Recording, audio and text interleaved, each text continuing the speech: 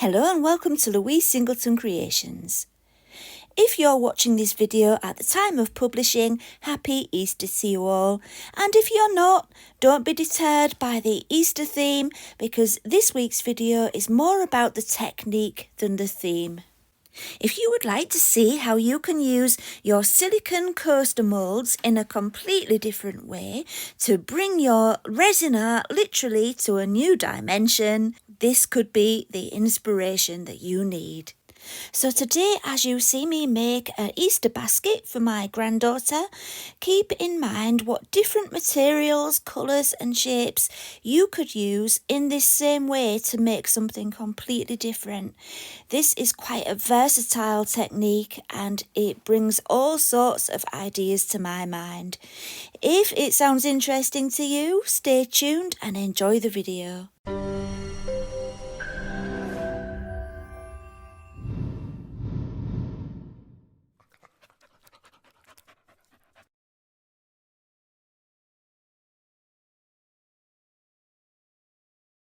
Today I'm using my brand new textured coaster mould from Moulds and Shapes.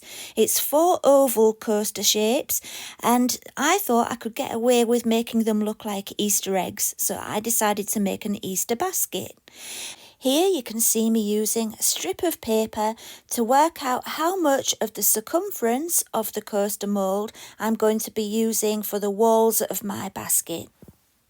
The opening needed to be just big enough for my granddaughter's little hand to be able to get in there, so I was just adjusting the length of the paper until I got it just right. So today I'm using lollipop sticks for the walls of my basket, and you don't have to use those. You could use cardboard and, a really heavyweight cardboard and cover it with paper afterwards. That would be quite good. You could use all kinds of things. I have got something in mind actually with coloured pencils, but that would be another video. Anyway, I've got lollipop sticks for today, and what I'm doing is just laying them out along that strip of paper so I know how many I need, because I'm going to use some spray paint on them, and I was just, like I say, working out how many I would need. And then I took them all outside and painted them with Rust-Oleum furniture paint. It's clotted cream colour. Here you can see me just inserting the stick into the cavity of the mould to mark off the depth of each cavity on each end of the stick. That way I could measure the space between the two marks, and that would be the size of the paper I would be cutting next. So this paper is going to be the lining for the basket, but it's also what's going to be holding all the sticks together. I'm using the strip of paper you saw me use at the beginning when I was measuring how long the walls needed to be, and then I'm using the measurement I've just got for the space between the two marks on the lolly stick for the width. After cutting the paper out, I poured on a generous amount of PVA glue, and no, it shouldn't be that colour, but mine is ancient. And then I gave it a good spread around, made sure, it was really well covered, and then I arranged it along the side of my T-square so that I could add all the lollipop sticks and make sure they were completely square and not leaning over at an angle. You might have noticed that the cream colour that I sprayed them isn't actually that much different from the original wood colour, but I did quite like that. It would be nice if you coloured each one, painted each one of your lolly sticks with acrylic paint and did it all different colours. I think that would look really good as well. When it's something for a child, you can be quite brave with colours, can't you? And I did do a little bit of that for the lid or flap. I don't know what you would call it.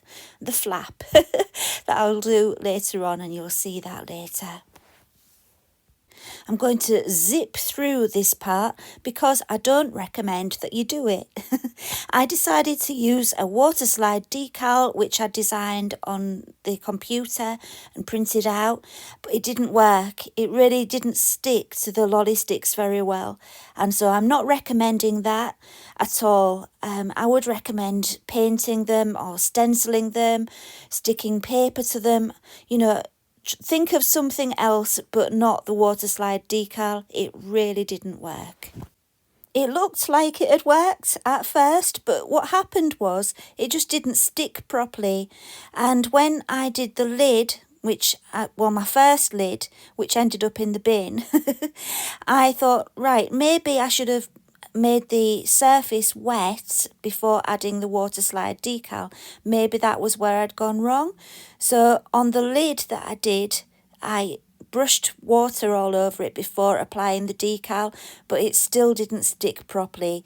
So I got rid of that lid, that first lid that I made, which I won't bother showing you, and did something else. So anyway, let's forget about the water slide decal. Let's carry on and imagine I never even did it. Gosh, I wish I hadn't. Anyway, it looks quite good, doesn't it? But if you look close up, you'll see it doesn't stick properly. What I've done here, while it was drying, I had it in position in the mould so that it could dry in the right shape. Okay then, so now it's time for the resin. I'm using Let's Resin's epoxy resin for this one, and I'm just measuring it out. It's a 1-to-1 mixing ratio, so you measure out the same volume of each part A and part B, and then give it a good mix. And I decided I wanted to make the ends of my basket look like chocolate Easter eggs, and so I added some brown opaque pigment. With hindsight, I wouldn't have put any pigment in, because what did happen was it bled upwards and under that water slide decal and got trapped under there. So I ended up with the brown bleeding upwards. So yeah, if I'd known that was going to happen, I would have used clear resin, but I didn't. So you're learning with me today, aren't you? What not to do and what to do. If I hadn't added the water slide decal at that stage, if I'd have left it till afterwards, or just even better, not used it at all, I could have wiped away the resin that bled up. So in that respect, I could have kept the pigment, Anyway, I'm thinking out loud now. Let's get on with it. If you can erase from your mind the drama of the water slide decal and imagine that hadn't happened, you will see that this process is actually quite simple. All I'm doing is adding the resin to the coaster mould and then just popping the walls of the basket that I've just created into that and making sure that they're in position around the edge, and then just leaving it to cure. It's actually very simple. I mean, I did overfill that coaster mould a little bit, and it bled up over the edge and I had to clean it up. But yeah, just don't overfill it like I did. But other than that, it's really easy. Right then, I left it until the next day and it's fully cured. Well, cured enough to demould anyway. And so I took it out, and as you can see, the brown has bled up, as I was telling you about, but I'm going to be covering that with ribbon. I did manage to overcome the problem. I also had some leftover resin, so I'm just demoulding that. I just poured it in there. I thought I might make an Easter card with it, but I never actually got round to it. So anyway, then it's just a case of repeating the process, pouring in the resin and flipping it over to put the other side in. And that's how easy it is. This time I didn't put in quite as much resin and it didn't overflow like it did before. And then once that was cured, it was time to take it out of the mould. And it felt so strong. I was really impressed by that. Very, very sturdy and great for a child. And yeah, I'm thinking about all the different things I could make with this. I'm thinking about my hexagonal mould from Moulds and Shapes. My hexagonal coaster mould, should I say. Yeah, you could make like a planter or something, because that would stand up with the flat surface. And I was also thinking about kebab skewers or wood pieces on the sides. There's so many different things you can do. So I think I might have another try on another video doing something else. What do you think? Anyway, let's get on with this. I wanted to clear up those end bits, and so I found this sticky backed glittery tape that I had in my ribbon box, and I thought that would work well. I think it was a bit old and it didn't stick quite as well as it could have done, but you could just glue some ribbon on if you don't have sticky backed paper ribbon like this. But yeah, that really did neaten it up quite a lot.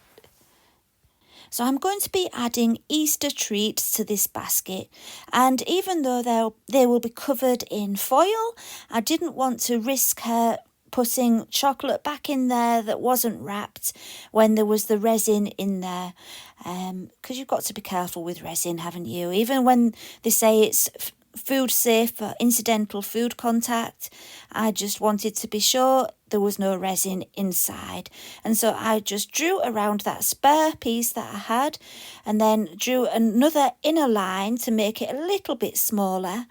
Then I cut them out and stuck them over the resin on the inside, so I didn't have to worry about the food coming into contact with the resin. So now it's time for something else which I learned in the process of my first time doing this. The lolly sticks showed through at the ends. Can you see there around the edges? You can still see the lolly sticks. So that's another thing I've learned. If I did this again and I used the brown again, I would paint the ends of the sticks brown before adding them, and then you wouldn't have been able to see as obviously as you can now.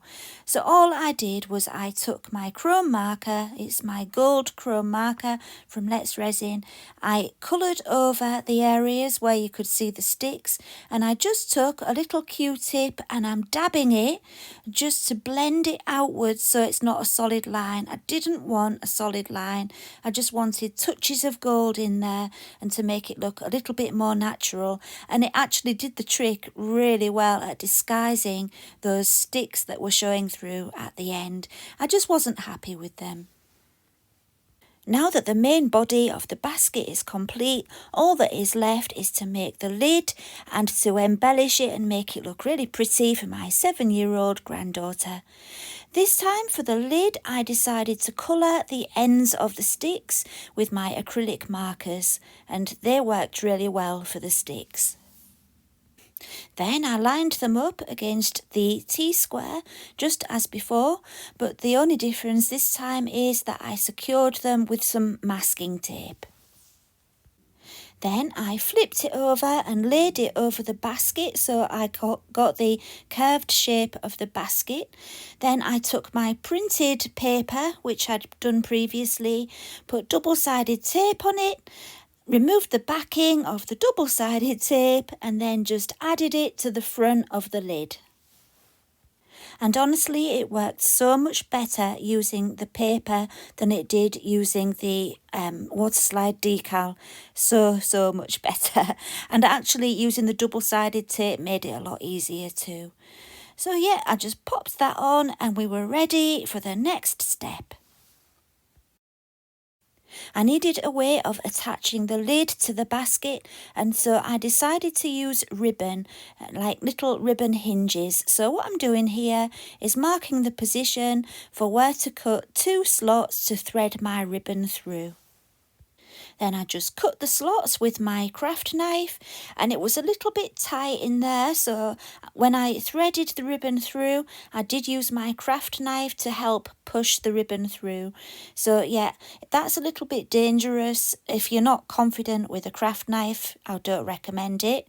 And especially if you're a child that's watching, get an adult to do that for you. But it was the thinnest thing that I had for pushing the ribbon through. So yeah, proceed with caution if you're going to do what I'm doing. After I'd threaded the ribbon through, I stuck both pieces together with double-sided tape. And one thing I should have done when I did this stage was make sure the double-sided tape went further down the ribbon. I had to add some more in the end, because obviously that ribbon needs threading through the holes in the basket in the same way that I've just done it, and so it needed to be one piece, not 2 pieces, if you get what I mean. So yeah, it needs to be stuck together all the way down the ribbon. Next, in the same way, I marked the slots where I wanted the ribbon to go through on the body of the basket. And this time it was a lot harder. Because the lolly sticks were set in the resin, there was no movement there was no give. So I really had to keep going with the knife to make some kind of a slot for the ribbon to go through. So if I did this again, next time I would make a gap between the last lolly stick and all the other lolly sticks. You know, when I'm arranging the sticks for the basket right at the beginning, on that final stick, I will leave a little bit of a gap for the ribbon to go through, so that at this stage I don't have to do all this. It would be a lot easier. But these are the things that you learn from experience, aren't they? And luckily for you, if you're going to do it, you can learn from my experience and hopefully get it right on the first attempt. So I've cheated and cut out the rest of that because it took me a while to slot those through. But once they were through, I took some very strong white duct tape and just stuck them down on the inside so that they were permanent and in place nicely. So that bit was easy. Next, I took some adhesive hook and eye strips and I stuck those down the side of the lid and the body of the basket. I could have done with an extra lollipop stick for the lid because it wasn't quite deep enough to do it where you would normally put a closure at the bottom, so I had to do it at the sides.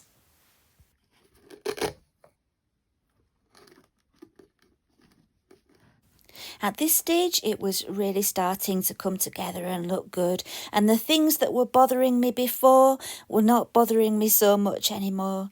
The brown that had bled up the lolly sticks didn't look quite so bad when I was distracted by all the colour elsewhere, but there was still a little bit more to go to make it even more colourful and interesting for my granddaughter.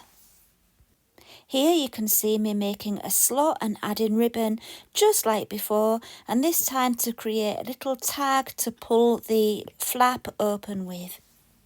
After threading the ribbon through, I used my trusty hot melt glue gun to secure it all into position. Next, I decided to really jazz it up with some pom-pom ribbon. I unthreaded the pom-poms from the bit that I didn't need so that I was able to fold the rest of the ribbon around the back, and then I just secured that with hot melt glue just as before. When I found this pom-pom ribbon in my box of ribbons, I thought it would work perfectly, and I really do think it's such an excellent finishing touch to make it look really fun for Millie. So we're almost there. All that is left to be done now is to add a handle so that she can hold it. And so let's do that now. I decided to use a thicker piece of ribbon for this, so it was a bit more substantial. And once again, I used my hot melt glue to glue it into position. And this was probably the easiest part of the whole project. I went a little bit out of frame there, I do apologise, but hopefully you can still see what's going on. So it's now finished, and all I had to do was fill it with chocolate, but I was really pleased with how it looked, really pleased, and I will try to get some decent photos of it for you. It might be one of those things that's very difficult to photograph, but I will try my best. But yeah, doesn't it look good? Let's put some chocolate in. I lightly scrunched up some tissue first of all to lay the chocolate on like a bit of a nest, and it's good because it meant I didn't have to completely fill it with chocolate, and yeah, I didn't have enough anyway. I couldn't have completely filled it, but yeah, it looks quite nice all laid down on the tissue, and then that was it, all ready. Now all I have to do is give it to Millie. Sadly, I won't be seeing her for a few days, so yeah, I can't show you that on the video, but I'm sure you can imagine her face when she sees her little Easter bag. So do you think you might have a go at this yourself, maybe next Easter? Or maybe you can use the method for something completely different, like a planter or a pencil box or something else completely different. Have a think about it, because of course you don't have to use the same shape coaster mould that I used. You could use squares or circles, and you don't have to use lolly sticks. You could use kebab skewers, wood, cardboard, or something else. I'm not going to give away all my ideas, but yeah, have a go and see what you can come up with. And if you would like to, you can tag me on Instagram when you post what you've made, and then I can have a look. Well, now we've reached the end of the video, and I hope you've enjoyed it.